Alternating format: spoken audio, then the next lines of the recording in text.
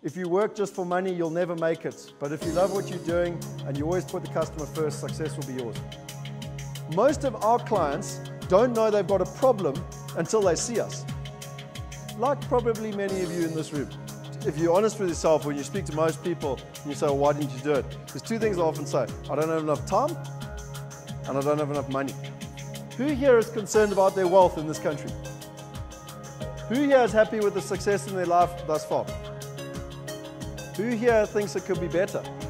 80% of business is psychology and only 20% is implementation. 96% of all businesses fail within 10 years. So my question to you is it product or is it service?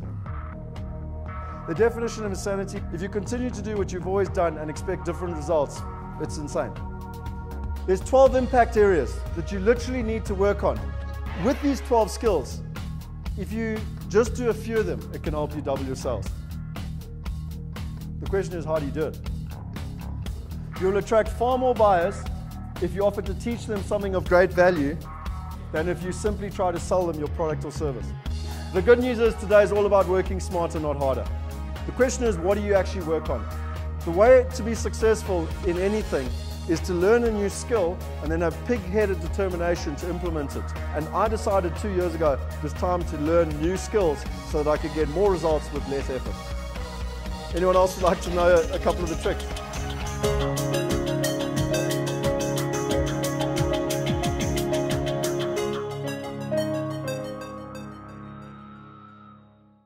People get their musts and not their shoulds. You get what you tolerate. Who here needs to earn, let's call it 20,000 Rand a month, and every month you manage to earn 20,000 Rand a month. And then suddenly, you and your wife fall pregnant and now you need 30,000, and magically you find a way to get from 20 to 30. Now you want 120 or 100, but it always stays a want. But you get your musts. This was a major breakthrough for me, because I always wanted stuff, but I wasn't getting it. I was getting, my musts. I was getting what I had to get. Those are not our only problems. Those are the macro problems. What are the problems that affect you personally? 96% of all businesses fail within 10 years. I've got another interesting stat for you. 94% of people are either poor, still working, or reliant on the government. And the 5% that are not are what they call financially independent. Do you know what financially independent is? The last day of your last job, you basically, from the day after that, you get 75% of what you got on your last day. So you get 25% poorer, and they call that financially independent. That doesn't make sense to me. But that's the 5%. So at age 65, the stats are not in our favor. We all put up our hand to start off with, say we want money and et cetera, but the stats are not in our favor. So the question is, how do we change that? Only 1 in 25 companies actually last 10 years. So my question to you is it product or is it service? I just want to emphasize this education marketing. Market data is way more motivational than product data. So whether you're talking about your service in terms of what you are, or your product, market data is way more motivational. Because what most of us do is we stand up and we say, right, we've got a beautiful new development, it's lovely, it's 2-bedroom, 2-bathroom, it's got all these facilities, swimming pool, et cetera, it's product data. And the bottom line is no one trusts product data, because who says that your quality is better than the guy down the road? And with all due respect, service is the same thing. You say you've got awesome service, they say they've got awesome service. Everyone says they've got awesome service. Do you see what I'm trying to say? So what you want is market data, because no one can ever argue with market data. You got research, and it makes a point. That's it. You cannot argue with it, basically. So you can use that to your advantage. An example, 3 out of 4 adults in South Africa are concerned about their future because of political and economic instability, and 96% of South Africans will not have money to retire. So we have a core story.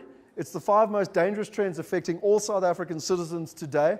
Please call us and we will teach you about what you need to know so that you can have wealth preservation, a plan B, and most importantly, peace of mind for you and your family. Now, if I started talking about Australia or England or offshore property or even property for that matter, 97% of the people are going to switch off. Do you see the logic? So now I talk about the 5 most dangerous trends affecting all South African citizens. That's you, every single person. Now, you've got to admit, you want to know what those 5 trends are because it affects you. There were 2 things I always say to people. They say, what was your business model? I say it was very simple. We provided education and then we provided a solution.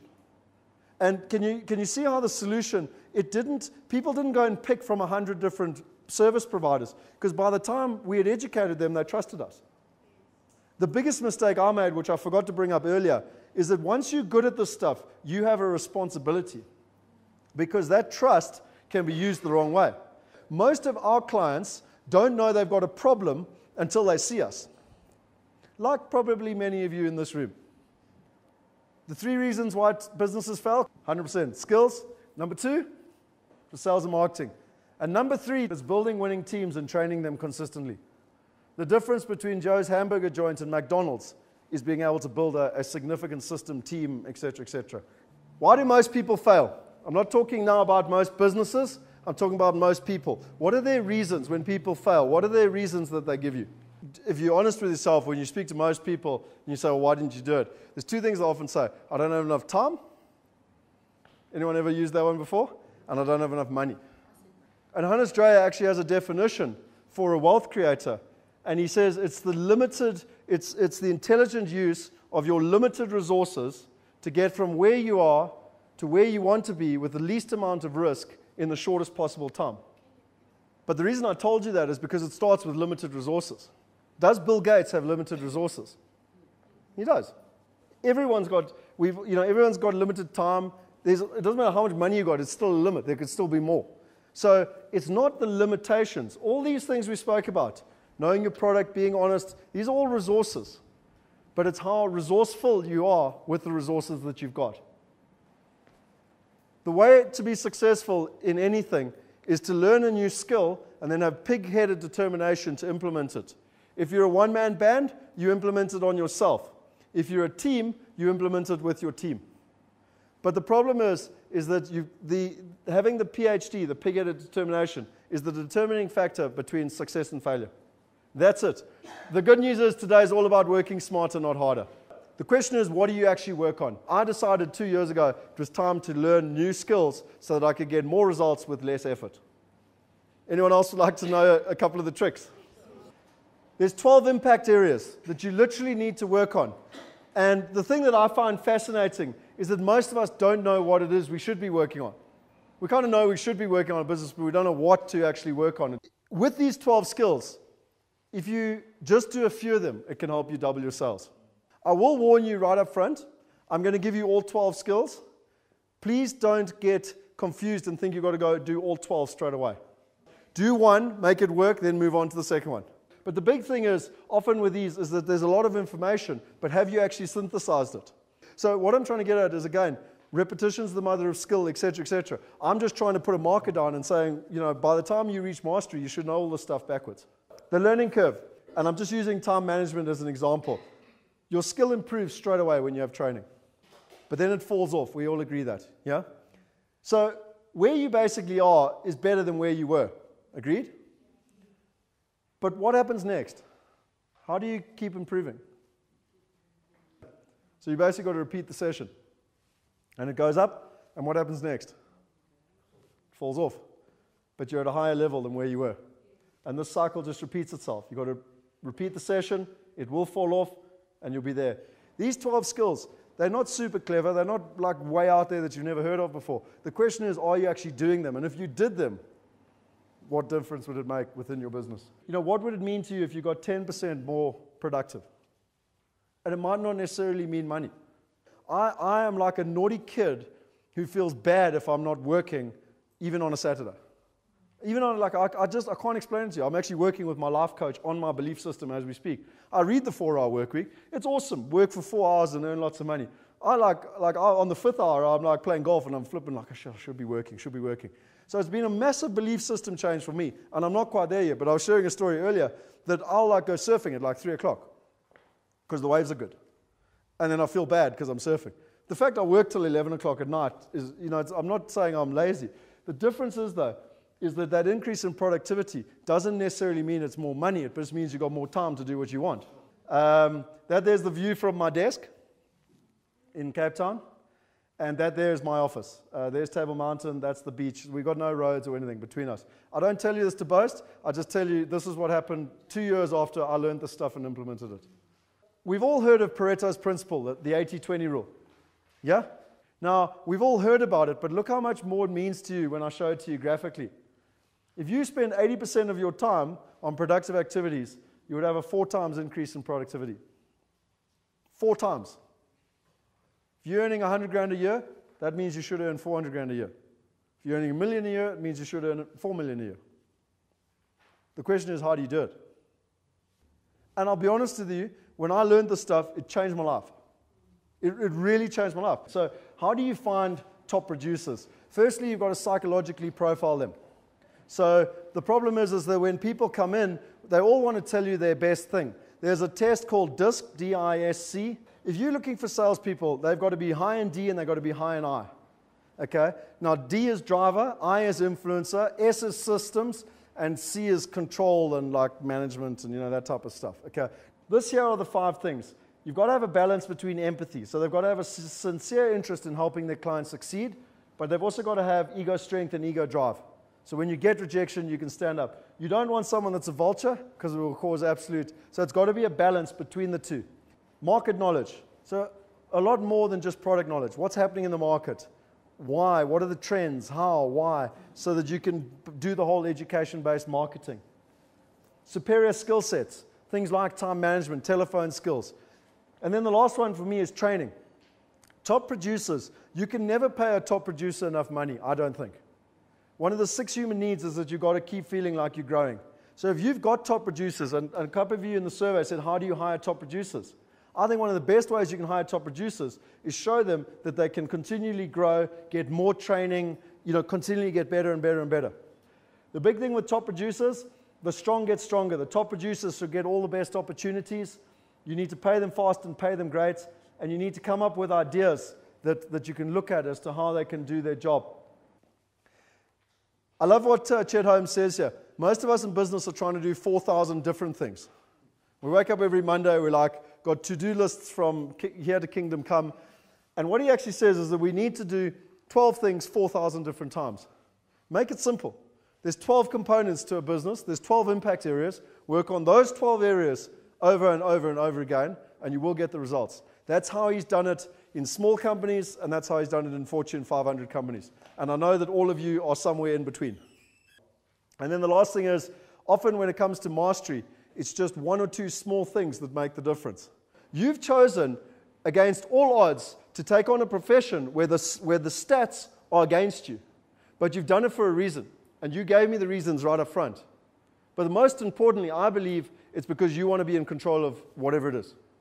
Whether it's control your time, control your money, to be in control of your destiny, to be able to go and achieve what you want to achieve. Am I right or wrong? So I honestly believe you're all gladiators. At the moment, change is the norm. All information ever obtained is now doubling every 2 years. It's actually Moore's law in terms of how technology is halving upon itself. More than $2 billion is spent every day in the quest to improve technology. 1.3 billion email users send 2 billion text messages every single day. 2/3 of the global internet population visits social networks. I heard a saying which I absolutely love.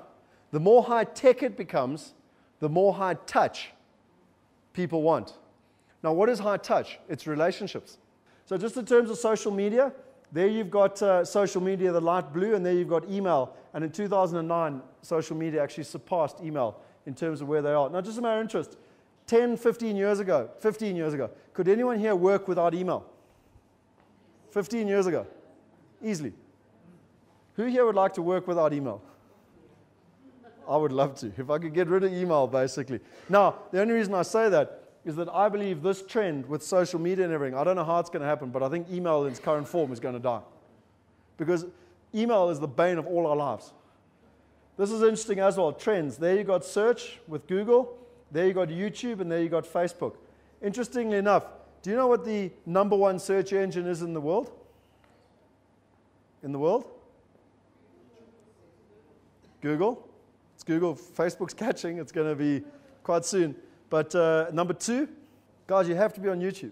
You have to be on YouTube. We had Colgara and stuff years ago, 2008, we had YouTube videos up. We used to get huge hits from that. Because do people want to sit and look and read brochures and all that now? Or do they literally want to watch a 3 or 4 minute video? Frank Kern, I learned something from Frank Kern about 2 years ago. We all try and make our videos perfect. The problem is that it takes a lot of time, a lot of money, everything else. My logic nowadays, you know, show house, whatever, take your phone out and go like this. Bloop, this is the dining room, blah, blah, blah, blah, blah. And upload it to YouTube. And people like your authenticity. They know that you haven't hidden the crack in the wall because you don't know how to. Do you see what I'm trying to get at, basically? And the beauty is now with your cell phone, I literally can go, take a video now, press boom, and it'll be on YouTube in like 5 seconds. So none of you have got any excuses anymore. This one here, social proofing, for me is so important.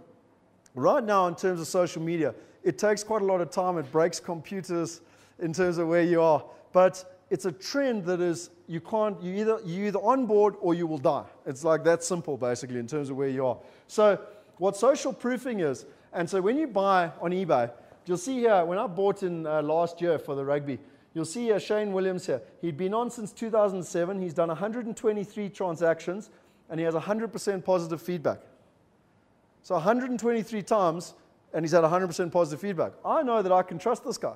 When he sells me a ticket, I know I'm going to get my ticket and I can pay for it.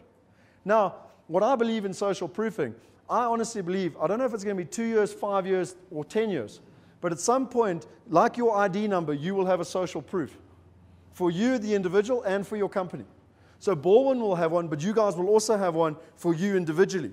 So it's your responsibility to look after not only the company you work for, but also your own personal one. Now, at the moment, this stuff doesn't have a lot of power. I understand that. The beauty with social media for me is that when you start out, people can't outspend you. So the big brand can't come along. If you've been doing social media for like 4 years, they can't come along and suddenly spend loads of money and take you out because it's track record. You've been doing this since 2007, 123 things, blah, blah, blah. So please, if you take one thing away from today, please get started, both for yourself and for the company, because it will pay off. I don't know if it's going to be 2 years, 5 years, or 10 years. But mark my words, in 5 or 10 years, if you don't do this, you're going to wish that you'd listened today. I guarantee it. 80% of business is psychology, and only 20% is implementation.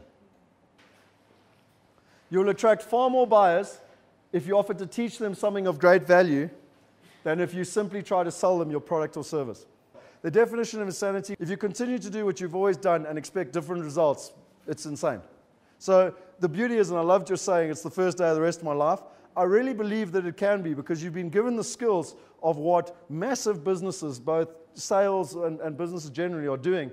You can do it in your own business. Whether you're a one-man band or a multinational, it's actually irrelevant. And the big thing is that I believe that most of you want to do it, otherwise you wouldn't be here. But the question is how to do it. So I want to leave you with 3 things. So for me, make out a flat-out commitment to just take action. That's the first thing. Just promise yourself that there's going to be no excuses. The second thing, make a decision to master the 12 skills. You know all the 12 skills, master them. And then lastly, take action. So it's commitment, master them, and you've got to take action. There were once 3 gladiators: strategy, tactics, and hard work. And strategy slaughtered tactics and hard work. He was prepared to put in the time to plan. He tested things with procedures, and when they worked, he turned them into policies. His greatest strategy was to win the crowd and thus win his freedom. He did it by getting clients, and he was a master at the art of sales. He was very effective with his time management, and his greatest weapon was his sword, or better known as his telephone. He went out across the globe looking for the greatest gladiators, and he called them his Dream 100. He was very effective with his presentation, having both poise and presence. And when he found them, he dominated them with his follow-up until he achieved what he wanted to achieve. Anyone who came into contact with him, he set very high standards for himself and for others. He wanted to be the greatest gladiator of them all. And so he set himself short, medium, and long-term goals. And ultimately he became the greatest gladiator of them all. But he realized to change from a gladiator into a general, to change from a one-man band into an army, he had to hire other gladiators. And so he went out across the globe to find the best, to bring them in, to hire them, to train them. And he created an army. And with that army, he got his freedom and everything else that he'd wanted in his life. Who here would like to learn the 12 skills?